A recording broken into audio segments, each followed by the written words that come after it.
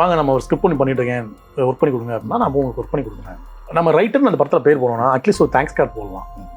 வராது. சில படங்கள் வந்து ஃபர்ஸ்ட் ஹாஃப் இருக்கும், செகண்ட் ஹாஃப் இருக்காது. செகண்ட் ஹாஃப் எழுதி கொடுப்போம், அது படம் வந்துடும், படம் ஹிட் ஆயிரும், நம்ம ஒரு பைசா கூட வாங்கியிருக்க மாட்டோம். சில பேர் எப்போயோ ஒரு 4000 5000 செலவு காசு கொடுத்துருப்பாங்க. இப்படியும் நான் வேலை பார்த்துருக்கேன்.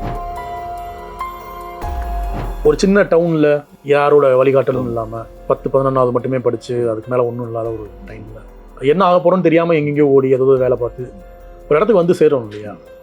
அதுக்கு வந்து வெறுமனே ஹார்ட் ஒர்க்கோ திறமையோ மட்டுமே காரணமாக இல்லை. அதுக்கு முன்னாடி நிறைய இழப்புகள் இருக்குது, நிறைய துரோகங்கள் இருக்குது. ஒரு 15-16 வயசில் எங்கள் அப்பா சிறைக்கு போனோடனே முழு நேரம் வேலைக்கு போக ஆரம்பிச்சிட்டேன். அதுக்கப்புறம் நான் ஊர்லேயே இல்லை, வேறு ஊர்களுக்கு வேறு வேலைகளுக்கு வந்து பயணப்பட மாதிரி ஆயிடுச்சு. சினிமாவுக்கு வந்து ஒரு இடத்துக்கு வர்ற வரைக்கும் நாடோடி தான்.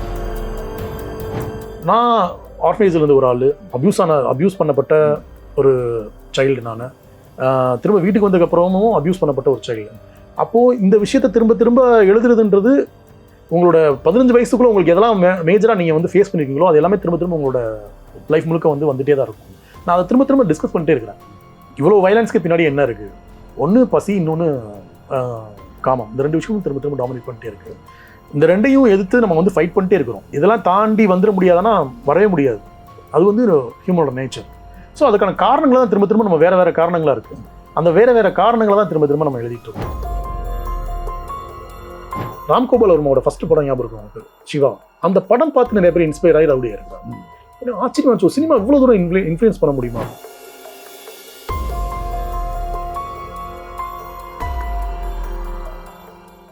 வாவ்தமிழா பார்வையாளர்களுக்கு வணக்கம். இன்று நாம் சந்திக்க இருப்பது எழுத்தாளர், திரைப்பட இயக்குனர், வசனகர்த்தா லட்சுமி சரவணகுமார் அவர்கள். அவருடன் பேசலாம். வணக்கம். வணக்கம் தலைவாய். இங்கே ஒரு சீரியஸான ஒரு ரைட்டர் வந்து ஒரு தீவிரமான எழுத்தாளர்கள் வந்து மலையாள சினிமா மாதிரி விஷயங்கள் வேறவே இருக்குது, தமிழ் சினிமாவில் பணியாற்றுறது ரொம்ப சவாலானது அப்படிங்கிற ஒரு பார்வை இருக்குது. வந்து உங்களுக்கு எப்படி இருக்குது உங்கள் அனுபவம்? ரொம்ப ஜென்யூனாக ஒரு உண்மையாக சொல்லணும்னா, ஒரு சீரியஸ் ரைட்டர்ஸோடு இருக்கிறது தான் கஷ்டமாக இருக்குது, சினிமாவில் வேலை பார்க்குறது கஷ்டமாக இல்லை. இப்போ நான் 2009-10 சினிமாவுக்கு வந்தேன், அசிஸ்டன்ட் டைரக்டராக வேலை பார்த்தேன். அந்த பீரியட்லேருந்து இப்போ நான் வந்து ஒரு 10-12 வருஷமாக சினிமாவில் வேலை பார்த்துட்டு இருக்கிறேன். ரொம்ப ஜென்யூனாக நடந்துக்கிறாங்க.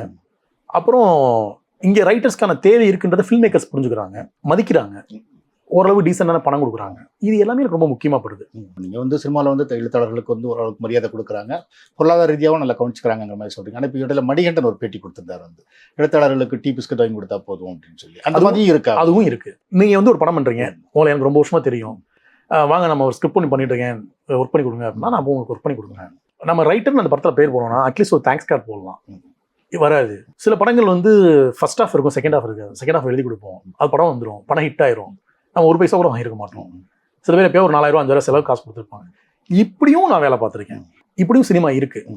நீங்கள் சில சமயம் அதை கிராஸ் பண்ணி தான் வரணும். அது ஒன்றுமே பண்ண முடியாது. அவர் எக்ஸ்பீரியன்ஸ் தான். சில பேருக்கு அந்த மாதிரி இல்லை. இப்போ ஜெயமோகன் சார்லாம் அந்த மாதிரி எதுவுமே பார்த்துருக்க மாட்டார். நிறையா அவர் வரும்போது பெரிய ரைட்டர், அவர் நிறைய வந்து படங்கள் எழுத ஆரம்பிச்சார், பெரிய படங்கள் வேலை பார்த்தாரு, அப்படி உள்ள வந்துட்டார்.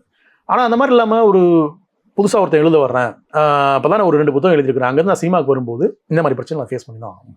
அதை வந்து இதனால கோவப்பட்டு நான் சினிமா விட்டு போகிறத விட்டுட்டு இதை ஒரு எக்ஸ்பீரியன்ஸாக எடுத்துக்கிட்டு, ஓகே இதுக்கப்புறம் நான் யாராவது என்னை அப்ரோச் பண்ணும்போது நான் இப்படி டீல் பண்ணணும், எல்லாமே ஒரு லெசன் தானேங்க.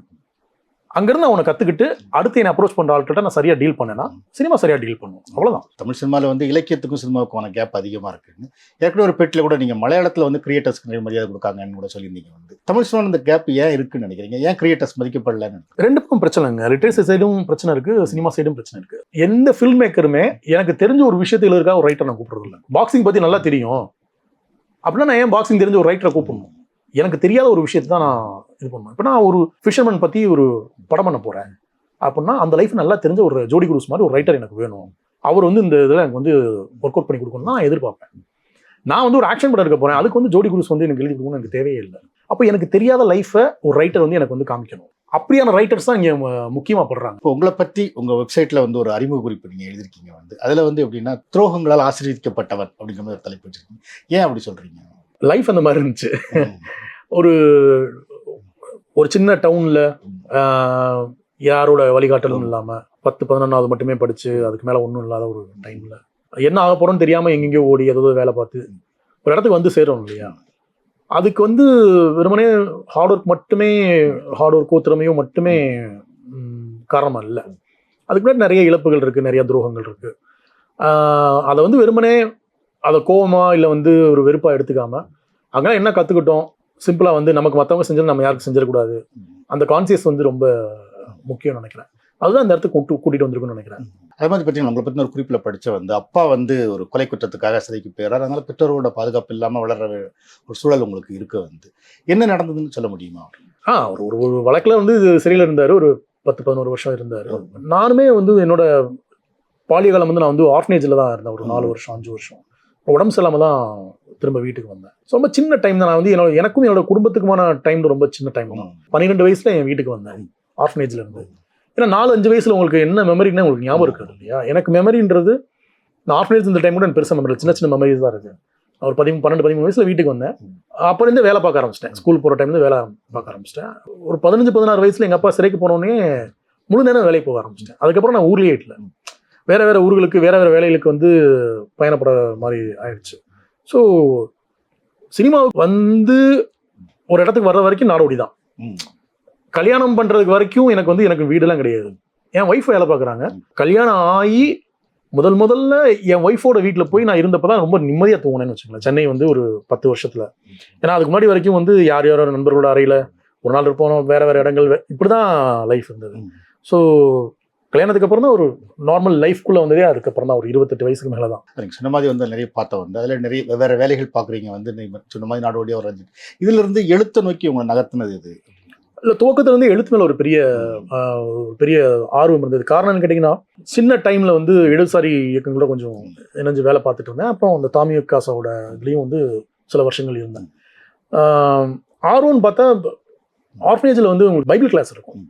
ஸோ இங்கே பைபிள்லேருந்து ஆரம்பித்தது தான் இலக்கிய ஆர்வம். அது மாதிரி பார்த்தீங்கன்னா உங்களுக்கு நிறைய தெரிஞ்சிருக்கும், வந்து நிறைய ரைட்டர்ஸோட நீங்கள் நட்புலேயே இருக்கீங்க. வந்து ஒரு முழு நேர எழுத்தாளராக ஃபங்க்ஷன் ஆகிறது அப்படிங்கிறது தமிழில் ரொம்ப சிரமமான ஒரு விஷயம் வந்து. ஆனால் நீங்கள் ஒரு முழு நேர எழுத்தாளராக தான் உங்களை இப்போ அமைச்சிருக்கீங்க. வந்து எப்படி அதுக்கான ஒரு இது எப்படி வந்தது?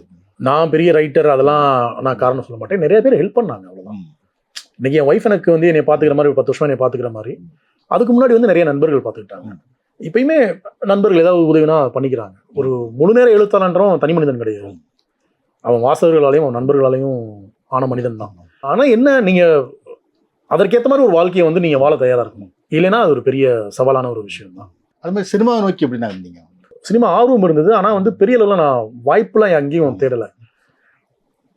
அங்காடி தெரு முடிகிற நேரத்தில் வந்து வசந்தபாலன் சாருக்கு வந்து காவல் கோட்டத்திலேருந்து ஒரு பகுதியை வந்து படம் பண்ணணும்னு ஒரு விருப்பம் இருந்தது. அப்போ சு வெங்கடேசன் வந்து என்னை வசந்தபாலன் சார்ட்ட வந்து, அப்போ தான் முதல் புத்தகம் எனக்கு வந்திருந்தது. என்னோட முதல் புத்தகம் வந்து அப்போ கொண்டு போய் சேர்த்து விட்டார். அது ரொம்ப ஆக்சிடென்ட்லாம் நடந்தது. அந்த வாய்ப்பு பயன்படுத்திக்கிட்டேன், அவ்வளோ.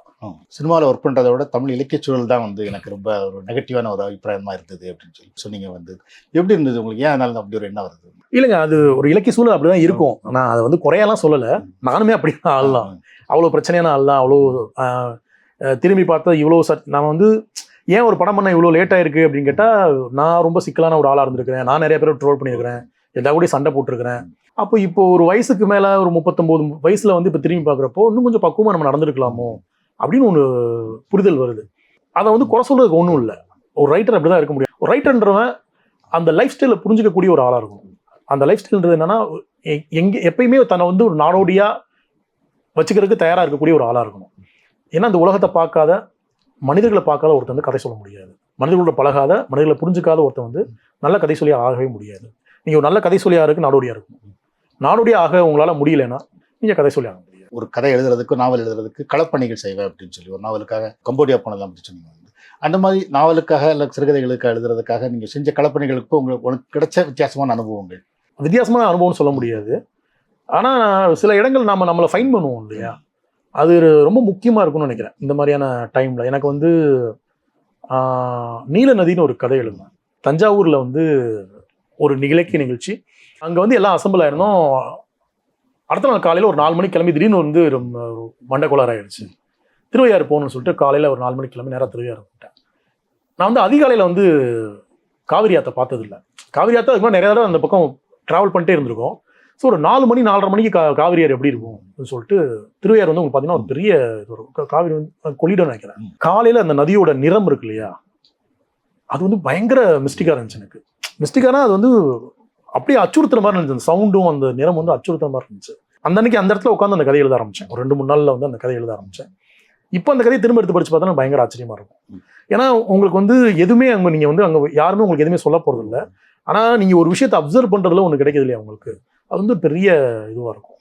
அது மாதிரி என்னோட பர்சனல் லைஃப்பில் ரொம்ப நான் வந்து ஒரு பெரிய டவுன்ஃபாலில் இருந்த ஒரு கிட்டத்தட்ட ஒரு 6-7 மாதம் சைக்காட்ரிஸ்ட் ட்ரீட்மெண்ட் எடுத்துருந்து ஒரு டைமு காவிய தலைவன் படத்துக்கான வேலைகள் நடந்துட்டு இருந்துச்சு. ஸோ அந்த டைமில் வந்து எங்கள் டேரக்டர் வந்து கடப்பால ஒரு தர்கா இருக்குது, அமீன்பூர் தர்கான்னு சொல்லிட்டு, அந்த தர்கா வந்து கூப்பிட்டு போயிருந்தாரு.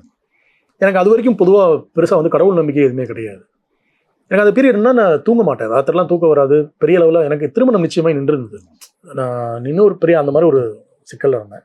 அந்த தர்கா போனப்போ ப்ரேயர் நடந்துட்டு இருந்துச்சு, எல்லாமே முடிஞ்சு ஒரு 4:30 மணி 5 மணிக்கு மேலே வந்து மார்னிங் ப்ரேயர் ஒன்று நடக்கும். ஸோ நிறைய சூஃபீஸ் வந்து பாடிட்டு அங்கே இது பண்ணிட்டு வருவாங்க. எல்லாம் முடிஞ்சு மெதுவாக அப்படியே சன்ரைஸ் ஆகுது.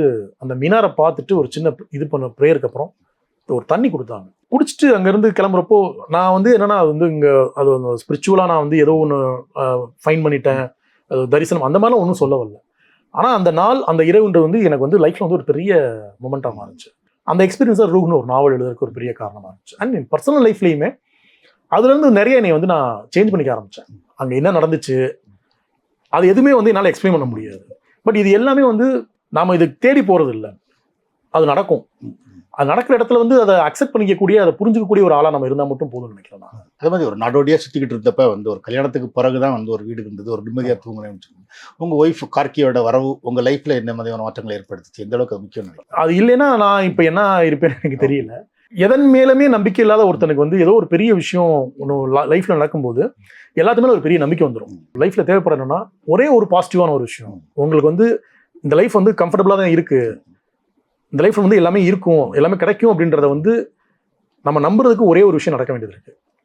அந்த ஒரு விஷயம் எனக்கு நடந்தது என்னோட கல்யாணம், கார்கி கல்யாணம் பண்ணது. அதுக்கப்புறம் வந்து எல்லாமே எனக்கு வந்து பாசிட்டிவாக தான் இருக்குது. அதுக்கு முன்னாடி நான் இருந்த ஒரு மனிதனாகவும் அதுக்கப்புறம் வந்து 28 வயசுக்கு அப்புறம் இருக்க இந்த 10 வருடம் என்னோட லைஃபை பார்க்கும்போது நான் கம்ப்ளீட்டாக வேறையாக இருக்கிறேன்.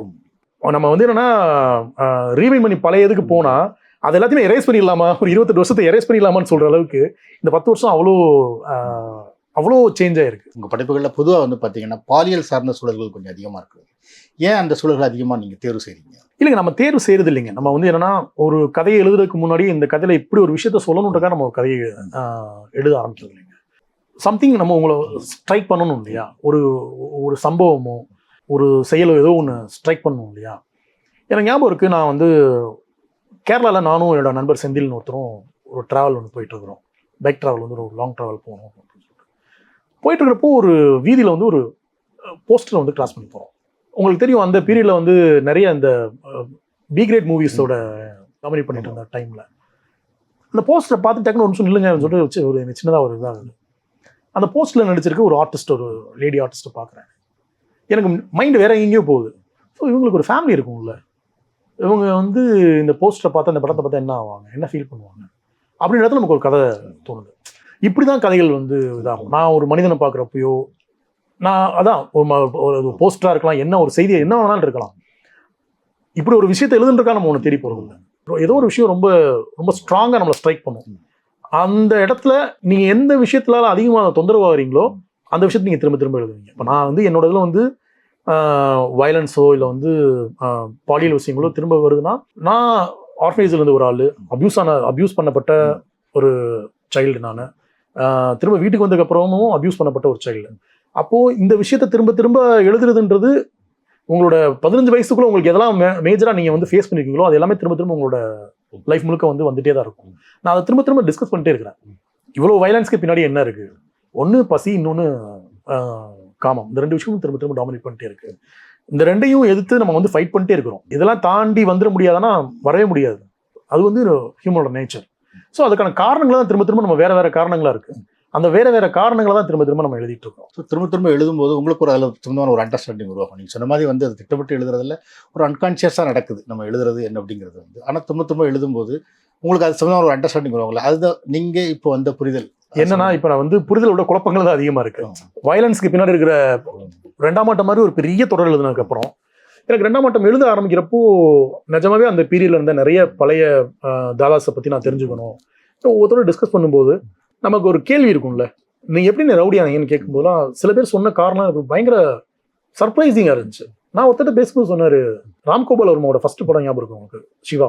அந்த படம் பார்த்து நிறைய பேர் இன்ஸ்பயர் ஆகி ரவுடியா இருக்கிறாங்க. ஏன்னா ஆச்சரியமா சினிமா இவ்வளவு தூரம் இன்ஃப்ளூயன்ஸ் பண்ண முடியுமா? நீங்க ஒருத்தர் ரவுடியா, இப்ப நீங்க வந்து வழக்கமா சினிமால எப்படி இருக்கும், ஒருத்தர் இருப்பான் கஷ்டப்பட்டுட்டு இருப்பான், அவனுக்கு ஏதோ பிரச்சனை வரும், எழுத்து கேட்பான், ரவுடியாயிருவான். அதெல்லாம் இல்ல. ஒரு படம் வந்துச்சு, ஸ்டைலா இருந்தா ஹீரோ, ரவுடியானா, அதை பார்த்து நாங்களும் ரவுடியானோன்னு சொல்லும்போது எனக்கு அந்த காரணமே ரொம்ப புதுசா இருந்துச்சு. நீங்க இதுக்கு நீங்க 100 கதை வந்து நீங்க ரவுடிசம் பத்தி எழுதிடலாம், வன்முறையை பத்தி எழுதிடலாம், கொலையை பத்தி எழுதிடலாம். ஆனா காரணம் ஒவ்வொரு தடவையும் ஒவ்வொருத்தட்ட வந்து கேட்கும் போது ரொம்ப புதுசா இருக்கு. ஒரு நியூஸ் ஒன்று படித்தேன். ஒருத்தன் வந்து அடிக்கடி வயிற்று வலியும் ஹாஸ்பிட்டல் போறான், ஆள் செத்து போயிடுறான், முடிஞ்சிருது. யாரோ ஒருத்தர் டவுட் வந்து திரும்ப வந்து போஸ்ட்மார்ட்டம் பண்ண சொல்றாங்க. போஸ்ட்மார்ட்டம் பண்ணா ஒரு சின்ன பிரச்சனை இருக்கு, சாப்பாட்டில் வந்து ஏதோ ஸ்லோ பாய்சன் ஒன்று இருக்கு அப்படின்ற மாதிரி ஒன்று சொல்லி அவங்க வந்து திரும்ப கேஸை ரீஇன்வெஸ்டிகேட் பண்றாங்க. இன்வெஸ்டிகேட் பண்ணா அது என்ன தெரிய வருதுன்னா, கொஞ்ச நாளாவே இவரோட சாப்பாட்டில் எலிபாஷானத்தை வந்து இவரோட ஒய்ஃப் வந்து கலந்துட்டு இருக்கிறாங்க.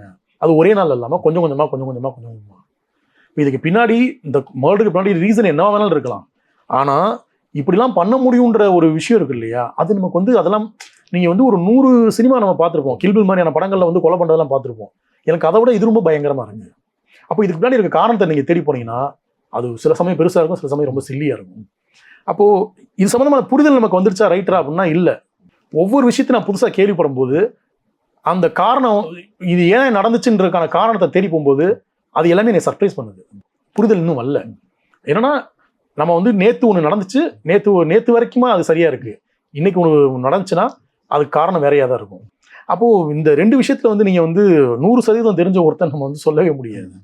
ஏன்னா ஒவ்வொரு காலகட்டத்திலையும் குற்றங்களுக்கான காரணம் மாறுது.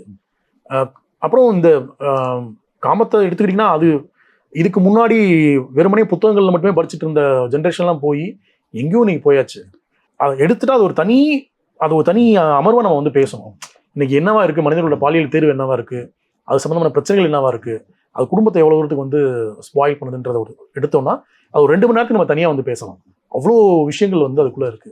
மனிதர்களை புரிஞ்சுக்கிறது அவ்வளோ ஈஸியே இல்லைங்க. மனிதனோட மனம் வந்து ஒவ்வொரு 2 வருஷத்துக்கும் ஒவ்வொரு 3 வருஷத்துக்கும் மாறிட்டே இருக்கு. அவனோட வாழ்க்கை முறை மாற அவனோட உணவு பழக்கம் மாற அவனோட எல்லா தேர்வுகளும் மாறுது, பாலியல் தேர்வுகள் மாறுது. அவன் வந்து ஒரு விஷயத்த வந்து வெளிப்படுத்துற விதமும் மாறிட்டே இருக்கு. அதனால வந்து ஒவ்வொரு ஜென்ரேஷன் நம்ம வந்து அவனோட பழகிதான் புரிஞ்சுக்க வேண்டியதா இருக்கு. ஸோ தொடர்ந்து நீங்கள் அதை பற்றி எழுதிட்டே வர்றது அந்த குழப்பத்தோட ஒரு விளைவுன்னு சொல்லலாமா? ஒரு புரிதல் ஏற்பட்டுச்சு அந்த இடத்துல நின்றோம் அப்படின்னு. ஆமா, இது கம்ப்ளீட் கேஸ் தாங்க. இந்த கேஸை விட்டுட்டேன்னா நான் ரைட்டர் இல்லை. இந்த கேஸ்குள்ள திரும்ப இருந்து வந்து நான் புரிஞ்சுக்க வேண்டியதா இருக்கு, திரும்ப அவங்களோட பேச வேண்டியதா இருக்கு. இப்போ எனக்கு வந்து என்னன்னா உங்க வயசுல இருக்க ஆள் கூட எனக்கு பேசுறதுக்கு ஒண்ணுமே இல்லை. எனக்கு வந்து என்ன, இந்த ஜென்ரேஷன் எனக்கு ரொம்ப முக்கியமா படுறாங்க. ஒரு 18 வயசுல காலேஜுக்குள்ள போயிட்டு காலேஜ் போகாம இந்த வயசுல எல்லாமே தேவை, எல்லாத்தையுமே எக்ஸ்பெரிமெண்ட் பண்ணி பார்க்கணும்னு நினைக்கிற ஆட்கள் வந்து எனக்கு முக்கியமா படுறாங்க. ஒரு இன்ஸ்டா ரீலுக்கு இன்னொரு 50 லைக் வேணுன்றதுக்காக ட்ராக்ல வந்து படுக்கிறதும் பைக்ல வந்து சர்க்கஸ் பண்ணி காட்டுற ஆட்களும் எனக்கு ரொம்ப முக்கியமா படுறாங்க. அவங்க ஏன் அதெல்லாம் செய்யறாங்கன்ற அந்த மனநிலை எனக்கு ரொம்ப முக்கியமா படுது. ஏன்னா அவங்க தான் இந்த காலகட்டத்தோட மனிதர்களா இருக்காங்க. இந்த காலகட்டத்தோட மனிதர்கள்கிட்ட இருக்க அவசரம் இருக்கு இல்லையா, அவசரம், அப்புறம் அட்டென்ஷன், எல்லாரும் தன்னை கவனிக்கணுன்றதுக்கான இந்த உந்துதல் இருக்கு இல்லையா, இதுதான் எனக்கு ரொம்ப முக்கியமா படுது. ஒரு ரைட்டரா இவங்களை தான் நான் வந்து இன்னும் புரிஞ்சுக்கணும்னு நினைக்கிறேன். ஏன்னா இவங்களை நான் புரிஞ்சுக்கிட்டாதான் நான் இவங்களுக்கான கதையும் அடுத்த ஜென்ரேஷனுக்கான கதையும் நான் எழுத முடியும். நன்றிங்க.